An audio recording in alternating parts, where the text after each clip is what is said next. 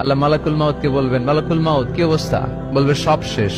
মাইয়াপ্পা, কে বাকি? মালাকুল মাউত বলবে জিনেরা বাকি, যাদেরকে দেখা যায় না। আল্লাহ বলবেন জিনদেরকেও শেষ করে ফেলো, রুহু কবজ করো। মালাকুল মাউত আজরাইল জিনদের রুহু কবজ করবে। আল্লাহ এবার জিজ্ঞেস করবে, ইয়া মালাকাল মাউত আখবিরনি মাইয়াপ্পা, এবার বলো আর কে বাকি? মালাকুল মাউত বলবে, আল্লাহ মানুষগুলো সব শেষ, জিনগুলাও শেষ, এবার বাকি ইবলিস শয়তান। কে বাকি?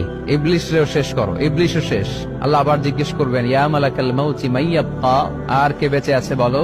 মালাকুল মাউত বলবে, আল্লাহ আপনার কথা অনুযায়ী পৃথিবীর সব মানুষের রুহু কবজ করলাম, সব জিনদের রুহু কবজ করলাম, ইবলিসের রুহু কবজ করলাম, এখন আছে শুধু ফেরেশতা। আছে কারা? যাও ফেরেশতাদের রুহু কবজ করো। ফেরেশতাদের রুহু কবজ হয়ে যাবে। এবার আল্লাহ জিজ্ঞেস করবেন, ইয়া মালাকাল মাউত আখবিরনি মাইয়াব্বা। মালাকুল মাউত বলবে, আল্লাহ আপনার কথা মতো ধরে ধরে সব শেষ, ফেরেশতাও শেষ, 4 জন ছাড়া। কয়জন ছাড়া? জোরে বলেন, কয়জন ছাড়া? ইসরাফিল, জিব্রাইল, মিকাইল,